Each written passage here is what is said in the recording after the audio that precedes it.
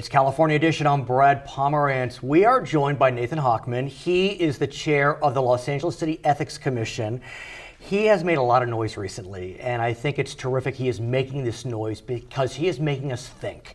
He is making us think about elections and about low turnout and about how to change the model behind turnout. Boy, I don't know what to say. I mean, you've been everywhere as a result of your idea to do what? The idea is to basically deal with a crisis.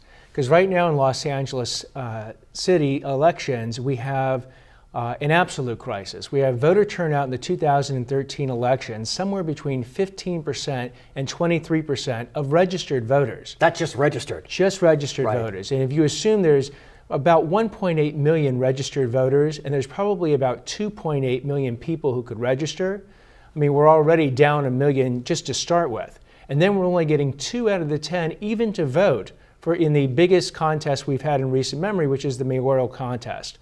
Part of the challenge, though, is that Los Angeles City has chosen to hold its municipal elections off-cycle.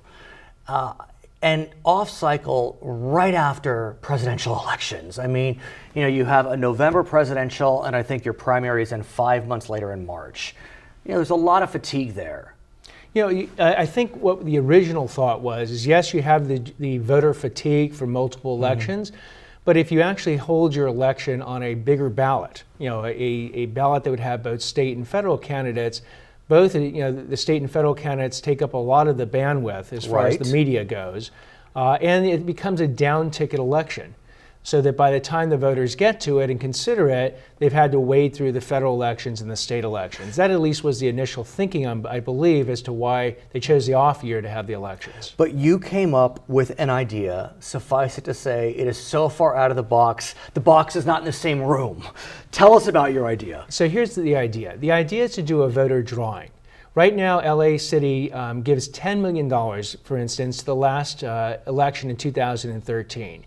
We thought if we could take 1% of that amount, or approximately $100,000, and make that the pool for voters, that the way you would enter that drawing is actually voting. You could vote absentee by mail, you could vote in person at an election booth. And by the way, we're not telling people how to vote, who to vote for, what side of an initiative to take. They literally have to vote, and they can actually check nothing on the ballot as long as they submit a ballot, and that would qualify for the election. So in other words, there are $10 million of matching funds because Los Angeles has partial public financing of its elections. That's correct. And you're saying let's take 1% and hold a lottery. I mean, literally, for everyone who votes, you'll pick out names, and if you get selected, you'll win whatever it is. And we're trying to figure that out too, whether it's $10,000 awards, $101,000 awards, or some combination like that. So we're both lawyers. You work as one. I'm inactive. But, you know, my gut tells me, how is that legal? So here's not only how it's legal, how it's ethical, and why Los Angeles offers the perfect opportunity. Okay. There's only 2 states in the United States that allow incentives for voting, California and Alaska. So, for example, sometimes you'll get a ticket for a donut, let's say. Only 2 states allow that? Only 2 states. I didn't know that. And in California, for instance, people have said, you know, trade your voter stub for a cup of coffee. Sure. Or you know, a donut or some other type of gift card even. It's never been done on the city level, however. So that's the first unique opportunity that Los Angeles has. The second opportunity is that we have odd year elections, because if you're actually the same year as a federal election, you can't offer incentives because a federal candidate can't have an incentivized election as part of the ballot. Okay. So you have that second opportunity. The third opportunity is that we're a nonpartisan election. So you can't say that this is going to necessarily favor Democrats over Republicans, because the citywide elections are nonpartisan elections. And the last opportunity is sort of Los Angeles has always led in innovation. Yes. I mean, it is known for innovation. But is this one of those kind of typical left coast crackpot ideas? You know, that has certainly been one of the criticism. Are we gambling with democracy? Are we trying to debase and commercialize voting? And here's the answer. Number one, we wouldn't be considering any out-of-box solutions if we weren't in crisis proportions, where people just aren't voting, which is destabilizing in some ways the faith that people have in government if they won't even show up to vote for their elected representatives. You know what's interesting, though, is the idea was floated by you, by the commission.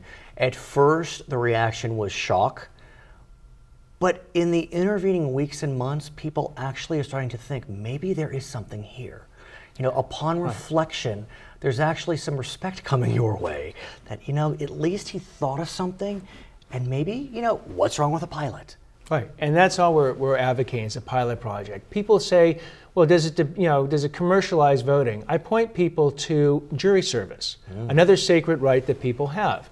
And we not only penalize people if they don't show up for jury service, we actually reward them. It's a small award of $15 a day in Los Angeles. But the fact that we penalize and incentivize jury service does not debase the right to serve on a jury that anyone has. So when I was in high school, I did a short exchange program in Belgium.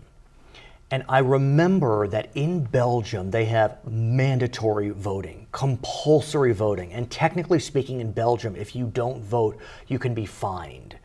What about a system like that? That was certainly considered as a pilot project. Australia will give you a $20 tax or penalty if you don't vote in one of the Australian elections. And the thought was, if we're going to start an innovative program, should we do the sticks or should we do the carrots? Right. We chose the carrots as part of our project. And one could argue it feels kind of anti-American to require voting. I mean, part of the American way is you have the right to vote or not vote. Let me ask you, though, about the financial mechanism.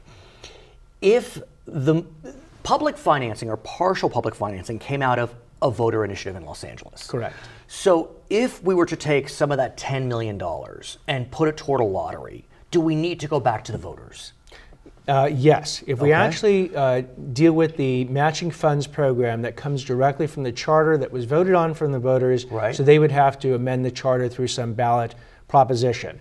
But that's only one of three potential funding sources. The second is just the general fund of the city of Los Angeles City. If they wanted to allocate a portion of the general fund to this voter drawing, they certainly can do that with just a vote of the 15 city council members. Okay. The third way is that people have put out there as an idea is to set up a nonprofit organization where it could raise money, whether it's from academic institutions, other nonprofits, and be the pool of money from which the drawing is collected. I have to ask you, did you anticipate the flood of publicity you were going to receive when you floated this idea? I mean, you've been on national programs. Pat Morrison of the LA Times, huge article, big picture of Nathan Hochman, in the kind of opinion area. Did you expect this? No. Yes. Well, actually, what I expected was, I expected it actually slower. That the drumbeat of people being fed up. Right. Which is what we were in the City Ethics Commission. Right. When we spoke with, and we had the actual meeting where it was proposed with the LA City Council President, Herb Wesson, and he viewed the numbers as abysmal. Yes. And so when we sort of put out the idea of, well, here's a potential solution, he said, great. Let's get it considered. Let's get the debate started. When I talked to him recently, he said one of the most interesting developments of this is that he has heard more about solutions and problems of voter turnout in the last 3 weeks than he had in the prior 10 years. Because you got people talking. And that's the idea. So where does the plan go from here? So, in the most generic sense. Certainly. I think what we've made a recommendation to the City Council to consider the voter drawing issue. It now goes to Herb Wesson's Rules Committee. I understand that he's probably going to have hearings on this in October coming up. At the hearings, he'll bring in academics. He'll bring in local, the citizens. He'll bring in other politicians. He'll bring in other lawyers even. Sure. And they'll kick around whether or not this idea has any legs to it. Do you anticipate that we will see a pilot? You know what? If not a pilot, I mean, we are interested in any and all ideas. Sure. If someone has a better idea than a voter drawing, absolutely bring it up to Herb Wesson. Let's get that working on it. The one thing that we should not be able to tolerate is going through another election cycle, which we're going to do in 2015, and watching voter turnout be in either the teens or the 20s as percentages. He is Nathan Hochman. He is chair of the Los Angeles City Ethics Commission. I'm Brad Pomerance. It's California Edition.